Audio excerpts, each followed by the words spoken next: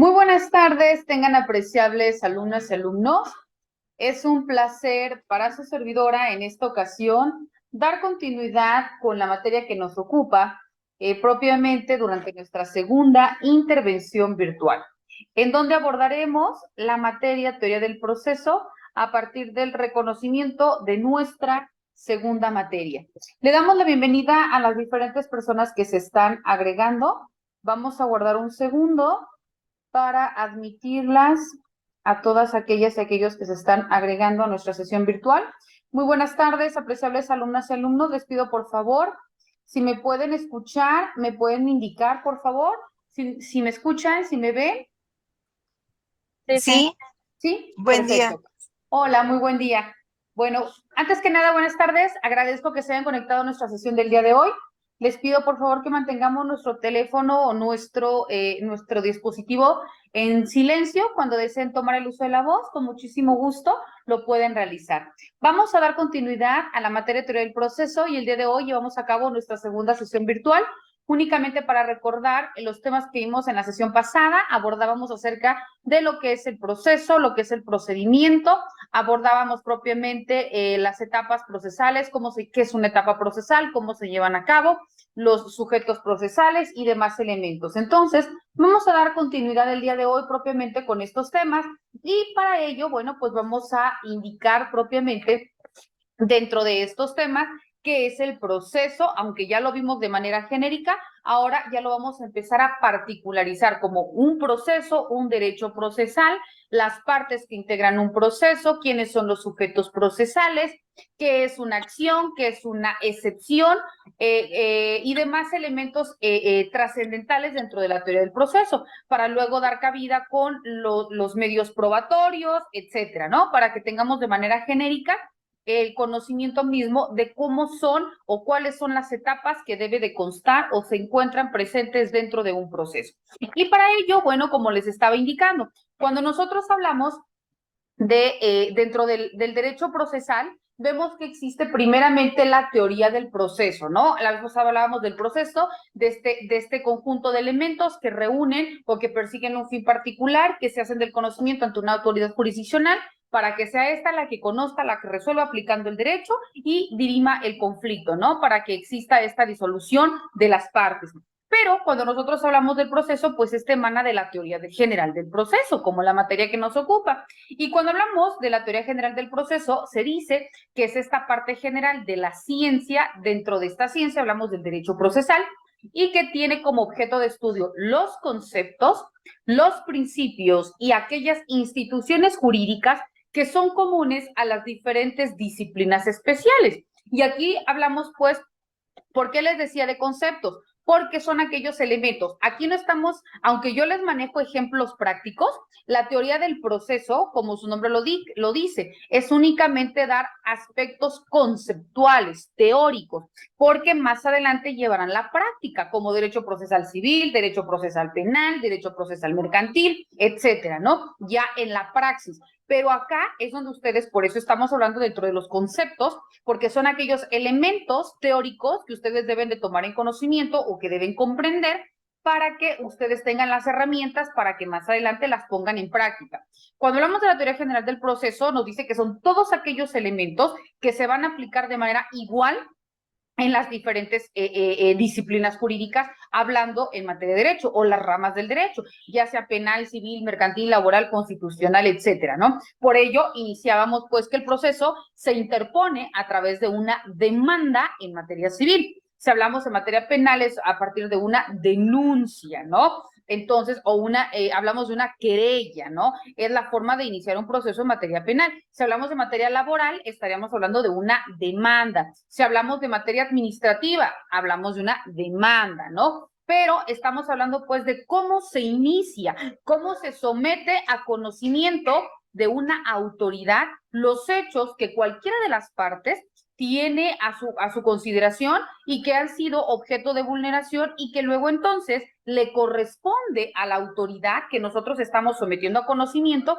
pues prácticamente que ellos, como su nombre lo dice, conozcan, resuelvan, soliciten y analicen todos aquellos medios probatorios que nosotros le estamos otorgando para que luego entonces, al conocerlos y aplicar el derecho, pues resuelvan en ese mismo sentido, otorgándole la garantía y la protección a aquella persona o grupo de personas que en su momento le fueron vulnerados, ¿no? Y que en consonancia le otorgue, en este caso, la cuestión de obligatoriedad por la sanción o por la remuneración o por lo que, dependiendo el hecho, haya transgredido la parte demandada, ¿no? Bueno, entonces, por eso nos dice que la teoría del proceso es aquella, pues, que se inicia aplicando estos conceptos, conociendo las instituciones jurídicas y aplicando luego entonces el derecho.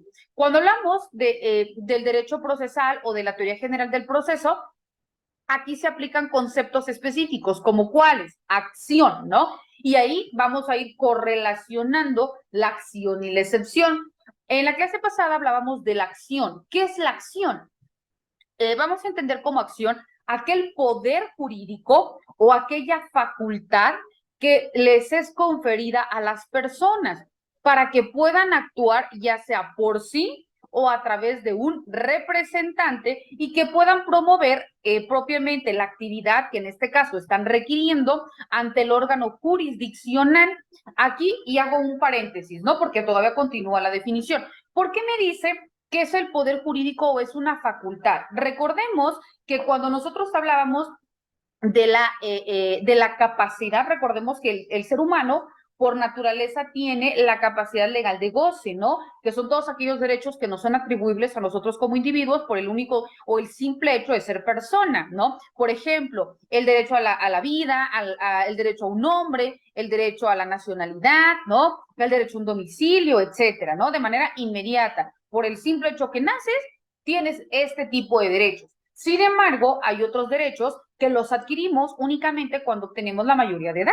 Y aquí hablamos de la capacidad legal de ejercicio. Entonces, la acción va en ese mismo sentido. ¿Por qué nos dice que es este poder? Porque recordemos que para que nosotros podamos actuar ante una autoridad, de manera inmediata tenemos que ser mayores de edad. O caso contrario, si somos menores de edad, por eso nos dice que podemos actuar por sí, es decir, por mi propio derecho. Yo, María Catalina, te vengo a demandar a ti, Juanito Pérez, se me ocurre por la guarda y custodia de nuestros hijos, ¿no? O yo te vengo a demandar un juicio de reconocimiento de paternidad o un juicio sucesorio intestamentario, no lo sé, porque me asiste el derecho. Y yo, mayor de edad, en pleno uso de mis facultades mentales, lo quiero promover. Caso contrario, yo soy menor de edad, pero también fueron vulnerados mis derechos, ¿no? Ejemplo, mi papá tramita una cesación de pensión alimenticia. Y si bien es cierto, mi hermana ya es mayor de edad, ya no continúa estudiando, pero a mí me están vulnerando mis derechos porque decretaron la cesación de la pensión, es decir, que quedara sin efecto. Aquí lo que debió haber sido presentado o promovido es la reducción de la pensión, argumentando los elementos que mi papá quiera en contra de mi hermana o de mi hermano, pero quedan a salvo mis derechos. ¿Por qué? Porque yo soy menor de edad o porque yo soy mayor de edad, pero continúo estudiando, ¿no? Entonces, no me puedes dejar en estado de indefensión. Y yo, jurídicamente hablando, ¿qué presento? ¿Qué promuevo? En el mismo juicio se tramita lo que es litisconsorcio pasivo necesaria, así se denomina. ¿Qué significa la litisconsorcio pasivo necesaria? Que yo, María Catalina, los hechos que se están vulnerando de manera inmediata también me van a perjudicar, ¿no? Entonces yo también necesito ser oída y ser vencida en un juicio. Entonces, al momento de que yo interpongo este recurso dentro del mismo, la misma demanda, perdón, dentro del mismo juicio, también voy a indicar los hechos que me asisten, los medios probatorios con los cuales yo justifique que en efecto me asiste el derecho, para que luego entonces también yo sea escuchada, también la autoridad determine en mi favor, ¿no? Entonces, aquí por eso se dice que es esta acción, es el poder, es la facultad que nos es conferida a nosotros las personas para que cuando sintamos que existe una vulneración o una transgresión de nuestros derechos, tengamos la facultad de poder acudir ante la autoridad correspondiente, la que le competa conocer y resolver el juicio para hacerle del conocimiento los hechos y sea esta la que aplicando la norma dirima la litis, ¿no? Ahora, ¿qué más me dice?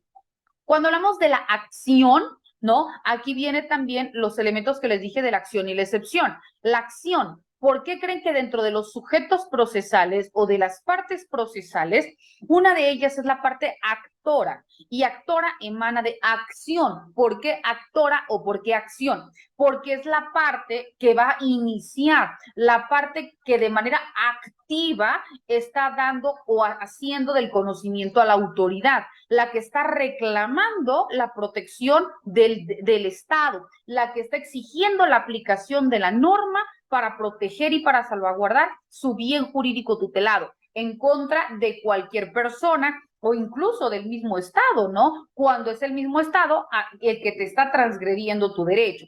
Entonces, ¿cuál es el fin? Bueno, el fin es que una vez que yo como parte actora he hecho del conocimiento mis elementos a través de todos los actos procesales, bueno, se dé una pronta resolución. Entonces, aquí, si recuerdan, estamos dentro de la definición de teoría general del proceso y dentro de los elementos como conceptos, aquí hablábamos pues de la acción, ¿no? También hablábamos dentro de la misma definición, nos habla de la jurisdicción. ¿Por qué jurisdicción? Como lo vimos de manera genérica en la clase pasada. La jurisdicción es esta función que tienen determinados órganos del Estado a quienes les es conferido el poder de resolver conflictos y que son de naturaleza jurídica, ya sea mediante las determinaciones obligatorias para las partes y que son en un momento dado susceptibles de ejecución. ¿Qué quiere decir esto? Jurisdicción. Cuando nosotros hablamos de la jurisdicción, hablamos de quién es competente para conocer y resolver. Y si recordábamos, hablábamos de la jurisdicción por territorio, por materia, por cuantía y por grado. Cuando hablamos jurisdicción por territorio, es cuando a ti como autoridad te someto a consideración un hecho, pero la ley te dice que sí puedes conocer porque se encuentra dentro de tus límites territoriales. Te pongo un ejemplo. Yo quiero tramitar mi juicio de divorcio, ¿no? Y lo quiero hacer en San Cristóbal, pero resulta que yo me casé en Tuxtla, ¿no? Entonces yo no puedo iniciar mi juicio acá en San Cristóbal. ¿Por qué no lo puedo iniciar? Porque forzosamente tiene que ser el lugar en donde contraje matrimonio. Entonces, como precisamente fue en donde yo contraje matrimonio, pues tengo que promover, tengo que iniciar mi demanda, ¿no? En este caso, aunque ya sabemos, ¿no? Que es la demanda, porque antes existía divorcio voluntario, necesario y administrativo, y ahora es el divorcio incausado o por mutuo, o sin necesidad de causa, ¿no? Es decir, basta con que cualquiera de las partes se quiera divorciar para que lo promueva. Ya no es de que si me quieres dar el divorcio o no me quieres dar el divorcio, no. ¿Por qué? Porque es mi derecho. Por la razón que sea, no quiero estar casado contigo, entonces presento la demanda de divorcio. Bueno, entonces, regreso. ¿Dónde lo tengo que presentar? Si yo lo presento en San Cristóbal, pues el juez se va a excusar, ¿no? Es decir, va a decir, yo no soy competente para conocer y resolver porque usted contrajo matrimonio en el Distrito Judicial de Tuxtla Gutiérrez, allá lo tiene usted que promover.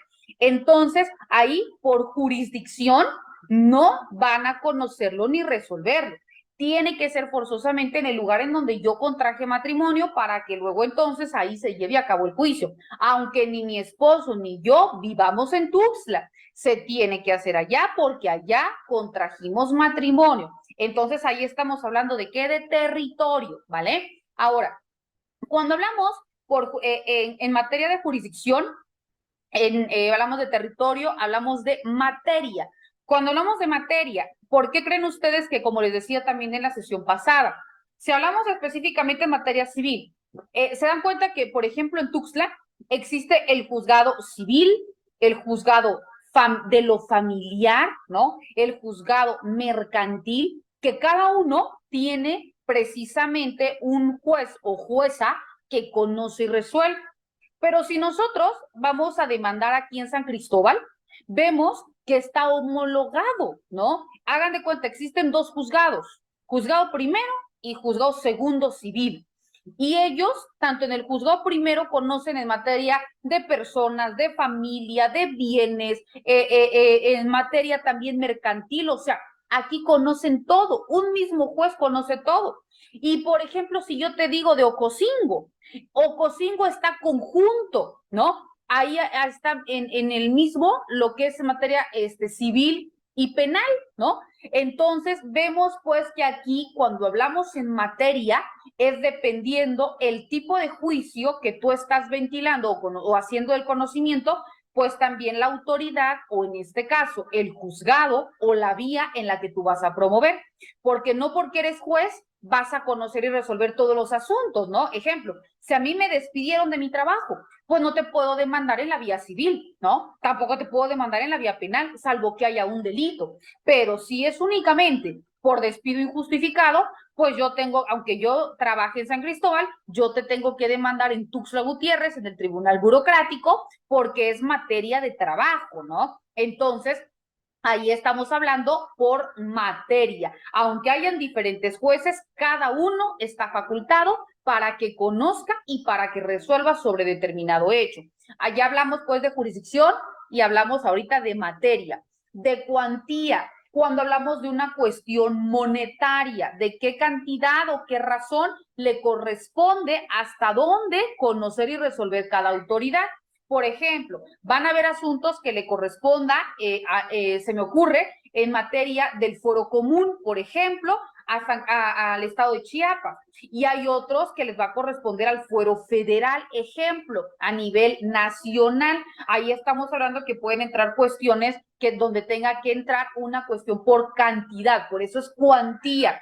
Y también entra la cuestión de grado, territorio, materia, cuantía y grado. Cuando estamos hablando del grado, recordemos que existen instancias que son de primera instancia y de segunda instancia. Cuando nosotros, por ejemplo, iniciamos un juicio, ¿no? Se me ocurre, en este caso hablábamos, una guardia y custodia, y lo promuevo ante el juez de primera instancia, emite un resolutivo y yo no soy conforme con el resolutivo, bueno, pues entonces yo voy a promover ante una autoridad de segunda instancia para que sea esta que conozca y resuelva sobre los hechos o sobre los actos que se ventilaron dentro de la autoridad de primera instancia. Es decir, me voy a inconformar, puedo interponer mi recurso, ¿no? Por eso la propia ley me da esta facultad. Cuando puedan existir alguna posible vulneración o violación de derechos por una autoridad, tú también puedes argumentar y puedes promover ante una autoridad superior para que sea esta la que conozca y resuelva. Si esta ampara o en este caso es conforme con lo que dijo la de primera instancia, bueno, pues entonces ya se considera como cosa ejecutoriada, así se le denomina, verdad o cosa juzgada, sentencia ejecutoriada o verdad legal, que es aquella que ya no admite recurso alguno, es decir, en contra de esto yo ya no puedo promover. Caso contrario, me dice, soy conforme con lo que tú me estableces, queda sin efecto entonces lo que dijo la autoridad de primera instancia y se va a aplicar a lo que diga, en este caso, la autoridad de la segunda instancia. Entonces, ahí estamos hablando pues del grado, ¿no? ¿Por qué? Porque no puedo promover ante una autoridad de una segunda instancia si no tengo un resolutivo anticipado. Entonces, ahí estamos hablando pues, regreso a cuando hablábamos de jurisdicción. Y continúo delimitando por razón funcional en cuanto a lo que les es atribuido a cada uno de los órganos del Estado que van a resolver un conflicto. Ahora bien, cuando hablamos del proceso, ya hablamos de la acción, ya hablamos de la jurisdicción, ahora hablamos del proceso. Y como también citábamos, el proceso es este conjunto de actos que realizan las partes. Más adelantito vamos a ver las partes. ¿Quiénes son las partes? A veces únicamente se puede decir existe la parte actora y la parte demandada, ¿no? La parte actora, como ya vimos, es la que realiza o la que promueve la acción, la que hace del conocimiento a la autoridad que existe la vulneración de determinados derechos, la que hace del conocimiento los hechos, la que presenta los medios probatorios, etcétera, ¿no? Y también existe la parte demandada, a quien también se le conoce o que puede ejercer su derecho de excepción. ¿Y cuál es la excepción? La excepción son aquellos argumentos que también el Estado le atribuye o le faculta a la parte demandada, pues para que también se defienda, ¿no? Porque qué tal que los hechos que le están atribuyendo, pues son falsos, ¿no? Entonces también, al igual que la parte actora, tiene los mismos derechos para poder contravenir o poder contrademandar en el supuesto que así lo amerite, o simple y sencillamente, ¿no? responder sobre cada uno de los hechos, qué fue lo que lo motivó, qué pasó, qué no pasó, y también acreditarlo con los medios probatorios, pues que a su derecho convengan, para que una vez que cada una de las partes le someta a consideración a la autoridad a través de la etapa de pruebas y alegatos, pues conociendo y resolviendo esto, la autoridad emite en sentencia el dictamen final, ¿no? Aplicando propiamente el derecho. Por eso, cuando hablamos de proceso, vemos que es este conjunto de actos que realizan las partes, que realiza el juzgador y todos aquellos sujetos que intervienen dentro del proceso, con la única finalidad de componer el litigio por medio de una sentencia. Y cuando hablábamos en este caso, vamos a tocarlo más adelante dentro de las partes del proceso, porque hablamos de la parte actora, de la parte demandada, entran también los peritos, entran también los testigos, ¿no? Y todos aquellos que de una u otra forma también tienen una relación directa y que su manifestación también es trascendental, porque dependiendo de ello, el juez se puede inclinar a favor o en contra de determinada parte, ¿no? Ahora, esto entendemos pues lo que hace referencia a un derecho o teoría general del proceso. Ahora bien, cuando hablamos de un derecho procesal, porque a veces se tiende a confundir, y cuando hablamos del derecho procesal es esta parte medular, es esta parte esencial de la ciencia del derecho procesal, que se ocupa del estudio de las normas que regulan cada proceso en particular. Por eso es el derecho procesal. ¿Qué normas o qué leyes o qué artículos van a ser aplicables a cada uno de los elementos que dentro de tu proceso me estás indicando, ¿no? Si tú me indicas que vas a iniciar un juicio sucesorio intestamentario, ¿dónde lo estás fundando y motivando? ¿Por qué? Porque del articulado que tú me cites, yo voy a identificar si en efecto es atribuible o ese derecho o esos artículos deberán protegerte, ¿no? Porque no nada más es invocar es que el derecho me asiste, sí, debes justificarlo el por qué te asiste, ¿no? No nada más es por un supuesto, sino también se debe de acreditar tus hechos con tus medios probatorios y además estos deben encuadrar o emanar de una norma, porque recordemos, lo que no está prohibido está permitido y aunque yo considere que me están siendo vulnerados mis derechos, si la norma no lo establece, entonces simple y sencillamente, pues la autoridad, aunque lo determine, no podrá validar absolutamente nada porque simplemente no emana de una norma. Entonces, el derecho procesal va a ser aquella ciencia que estudia el conjunto de normas y el conjunto de principios jurídicos que regulan tanto las condiciones conforme a las cuales las partes, el juzgador y todos aquellos sujetos deben alinearse, deben ejecutar o deben realizar actos. ¿Para qué? Para que puedan tener una validez y una aplicabilidad conforme a derecho corresponda. Es decir, no puedan ser objetadas, no puedan ser invalidadas, no puedan salirse dentro de los lineamientos que la misma norma te prevé. Y por ello también se dice que va a desarrollar y va a culminar el proceso aplicando el derecho procesal porque se va a lograr la integración y la competencia de todos aquellos órganos que intervienen dentro de la función jurisdiccional. ¿Y por qué se dice esto? Porque dentro de un proceso nosotros también hemos analizado que también la autoridad puede requerir una intervención de su homólogo, ¿no? Por ejemplo, las partes le establecieron dentro de un juicio X, el que deseen, todos los hechos y le fundaron y le motivaron y le establecieron medios probatorios, ¿no? La parte demandada, pues hizo lo conducente. Pero yo como jueza todavía no tengo una claridad sobre si le voy a asistir, le va a asistir el derecho a Lisbeth o si le va a asistir el derecho a Graciela Chirino, ¿no? O sea, aún no estoy completamente convencida, porque cada una me otorga elementos suficientes para que yo determine que el derecho les asiste a ellas. Me fundaron y me motivaron excelente. Sus medios probatorios encuadran con lo que me está manifestando. Ojo, yo como jueza, mientras no tengo una claridad total sobre a quién le asiste el derecho, yo estoy imposibilitada para poder emitir una sentencia, pero no me puedo excusar en que no tengo una claridad, ¿verdad?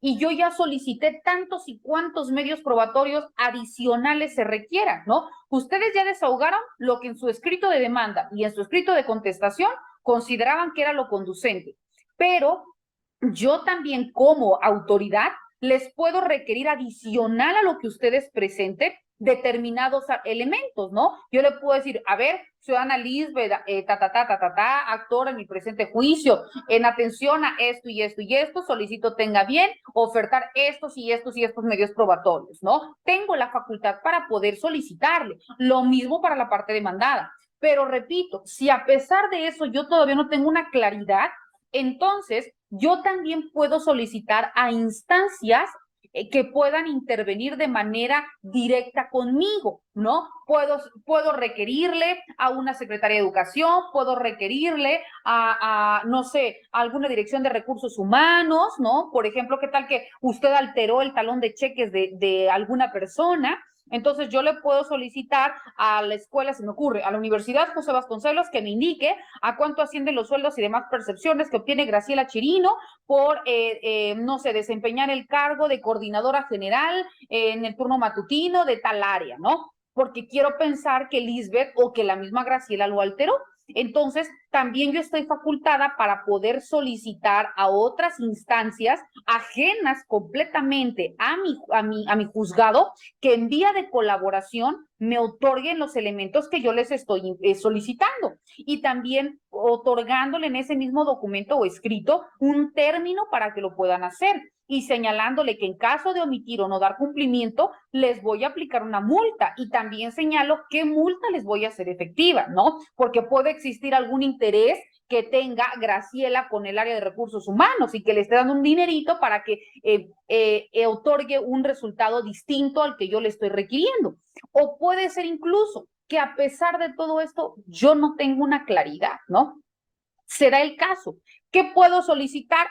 Pues resulta que Wendy Velázquez, ¿no? También es una jueza y que está en el mismo rango que yo en el juzgado familiar de San Cristóbal. Yo estoy en el juzgado primero y Wendy es la jueza del juzgado segundo. Entonces, resulta que hay un juicio similar, porque ningún juicio es igual, aunque sea pensión, aunque sea guardia y custodia, aunque las partes, el número de partes sean las mismas, nunca un juicio va a ser igual al otro, simple y sencillamente, porque las partes son distintas, ¿no? Los hechos fueron diferentes. Entonces, yo puedo decir, bueno, a ver, Wendy, en un asunto similar, porque es mi homóloga, es decir, es mi igual, Wendy, tú tuviste este asunto, ¿no? Estos y estos medios probatorios te exhibieron las partes, pero ¿en base a qué tú emitiste esta razón, ¿no? Es decir, no para que yo te copie, para a quién le voy a otorgar mi fallo, a la parte actora o a la demanda, no, para que tú me digas qué elementos fueron los que sopesaron para que tú te inclinaras en favor de una de las partes. Puede que Wendy haya requerido algún medio probatorio adicional que yo no lo he solicitado, ¿verdad?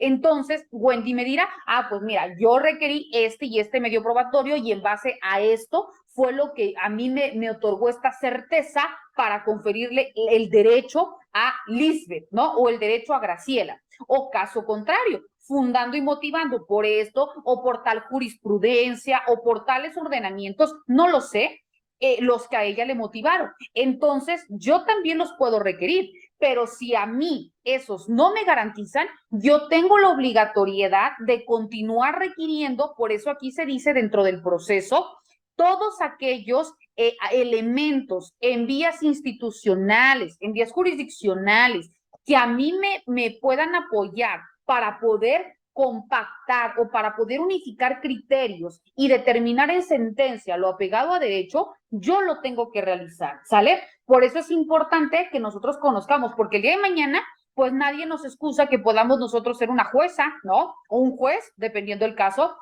y estar o citarnos dentro de esa hipótesis, de no tener una claridad jurídica porque las partes son muy buenas, ¿no? Sus abogados son muy buenos, sus elementos son totalmente convincentes, me fundan y me motivan excelente y sus medios probatorios también, ¿no? Entonces yo tengo o puedo auxiliarme dentro de estas herramientas procesales que emanan de la misma legislación y que me facultan en vías externas para tener estos elementos de aporte completos y emitir en sentencia este resolutivo. Por eso se decía, o recuerdan ustedes que les decía, dentro del derecho procesal es esta integración y competencia de los órganos del Estado que de manera directa o aislada puedan o tengan alguna intervención dentro de la litis para que en ese mismo sentido, pues su participación incida en una definición tal de sentencia en favor de cada una de las partes, ¿vale? Bueno, ahora ya tenemos claro lo que es teoría general del proceso con lo que nosotros hablábamos también de que es el derecho procesal.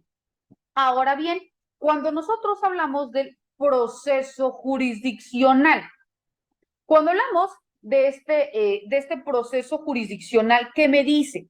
Que es este cúmulo de actos que están siendo regulados normativamente por parte de los sujetos que intervienen dentro de este Estado y que tienen estas facultades jurisdiccionales para que se aplique la norma. Dentro de estos, ¿qué entendemos? Primero, que existen elementos. ¿Cuáles son los elementos? Primero, los actos, ¿no? Que es la característica esencial de todo proceso y que puede ser un acto o una pluralidad de actos que puedan ser en contra de una persona o en contra de un grupo de personas, que pueda ser en contra de una persona física, ejemplo, a mí, María Catalina, o que pueda ser en contra de una persona moral, ejemplo, que nosotras, Wendy, Graciela, Lisbeth, y creamos una asociación civil o creamos una sociedad mercantil y que ostentamos el nombre de empresa, no sé, COPE, ¿no? Por decir un nombre. Ah, perfecto. Entonces, atentaron contra la empresa. Entonces, ¿como quién vamos nosotros a fungir? No como María Catalina, ¿no? Vamos a fungir como persona moral. Por eso, aquí, ¿quién va a ser la parte actora? En este caso, una persona moral. Por eso te dice que son características que emanan de todo proceso y que son atribuibles o desarrolladas dentro de este mismo y que obviamente puedan haber sido en contra de una persona, en contra de un grupo de personas, en contra de una persona física o en contra de una persona moral, ¿no? También me dice que estos actos no únicamente van a ser elementos que desemboquen por realización de un sujeto, es decir, por las partes, sino que también estos actos van a ser regulados a través de una serie de actos. Ejemplo, la demanda que da consecuencia a una contestación de la demanda, la contestación da consecuencia a otro acto, que es una audiencia de pruebas y alegatos, y esa audiencia de pruebas y alegatos da otro acto, que es, ¿qué cosa? Una sentencia. Ah, ok. Pero dentro de estos actos se van a ir desarrollando hechos jurídicos. ¿Cuáles son estos hechos? ¿Cómo se llevaron a cabo los actos? Es decir, el acto es la pensión alimenticia. Los hechos, ¿cómo se llevó a cabo, no? Cuándo me casé, cuántos hijos, cuándo se fue, qué cantidad, dónde trabaja, cuánto percibe, etcétera. Son hechos, circunstancias que se están relacionando, que se están llevando a cabo en un momento, ¿no? Un hecho jurídico, ¿ok?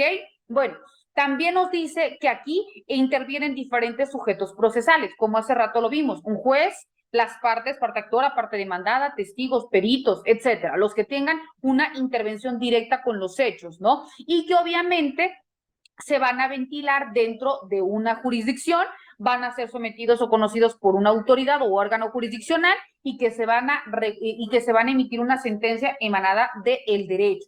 El segundo elemento, el primero ya vimos que es este cúmulo de actos. El segundo elemento nos dice que son regulados normativamente y ya vimos por qué regulados normativamente, porque la norma es aquella a través de la cual desprende el derecho. Si yo acudo a manifestar que me asiste un derecho, pero simple y sencillamente no está regulado por el derecho, pues simplemente no es procedente. Ejemplo, anteriormente ustedes ven que en el Código Penal existía el tipo penal la difamación o la calumnia, ¿no? Entonces, yo no puedo acudir en la vía penal ante la autoridad para decir, quiero iniciar mi carpeta de investigación por el delito de difamación, ¿no? Entonces, ¿qué me van a decir? Ah, pues mire, ¿sabe qué, señora? O ¿sabe qué, licenciada? Pues simplemente que usted ya no es procedente, ¿verdad?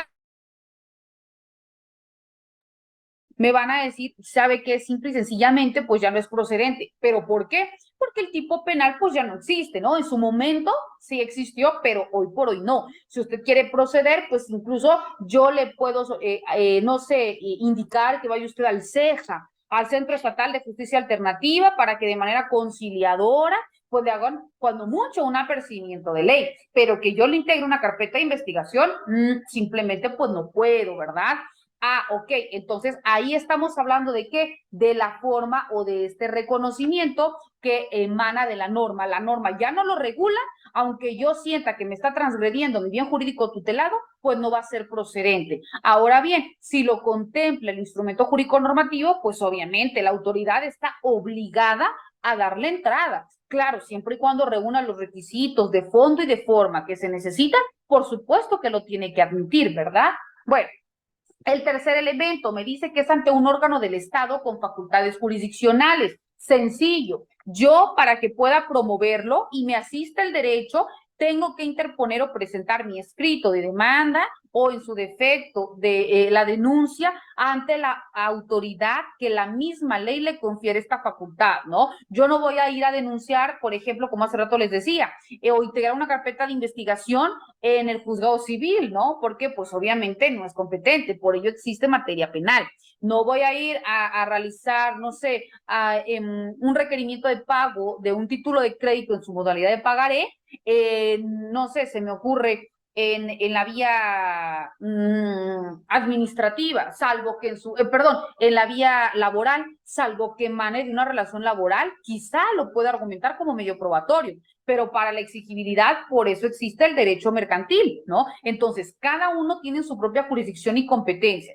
El cuarto elemento nos dice que es la aplicación también, al igual que el inciso C, regulados por la norma, es decir, que existe en el derecho.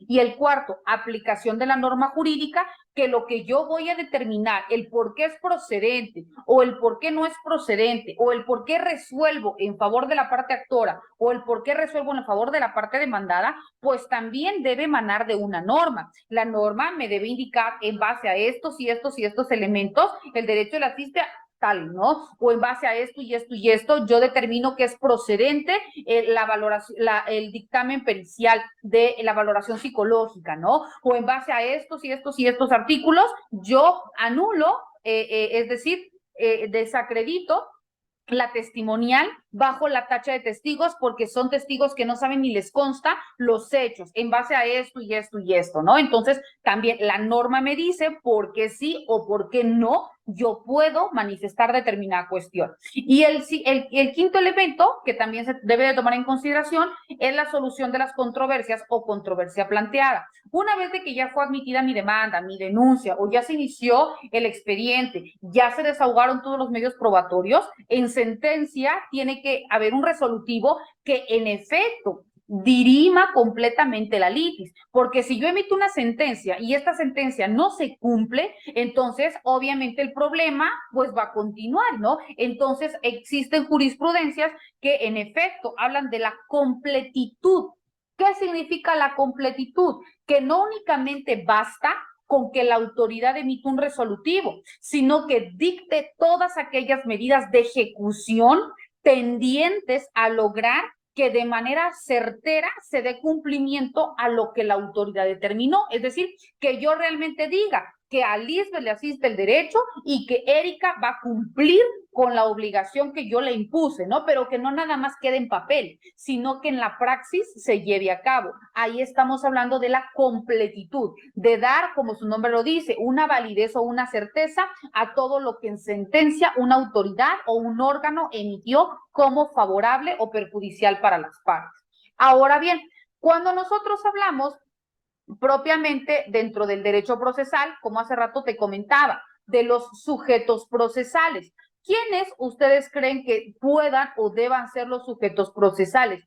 Primero, cuando hablamos de los sujetos procesales, ¿qué debe de venir de manera inmediata a nuestra mente? Que son todas aquellas personas que de manera directa o de manera específica tienen alguna participación dentro del proceso y que su intervención es fundamental para que se pueda llevar a cabo una resolución conforme a derecho corresponde.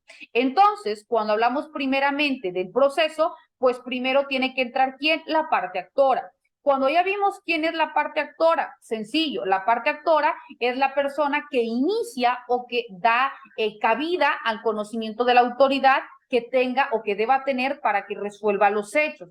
Cuando hablamos de la parte actora, en ocasiones no es directamente la persona que le asiste o que se encuentra transgredida en su derecho. Por ejemplo, si hablamos en materia penal, ¿no? Y yo soy menor de edad y a mí me están golpeando en una casa, pueden ser mis padres, pueden ser personas ajenas, pero el simple hecho que yo soy menor de edad, ¿no? Y yo no voy y denuncio ante el Ministerio Público, pero lo hace Wendy, ¿no? Wendy es una vecina o Wendy simplemente iba pasando por ahí que escuchó que me estaban golpeando, ¿no? Y al momento de que yo gritaba, pues ella intuyó que yo era menor de edad porque ni siquiera me vio. Entonces, ella, ya sea a través de una denuncia anónima, porque lo puede hacer, o se apersona ante el Ministerio Público en turno y realiza una integración o una denuncia, ¿no? Pues yo de manera directa que va a decir, bueno,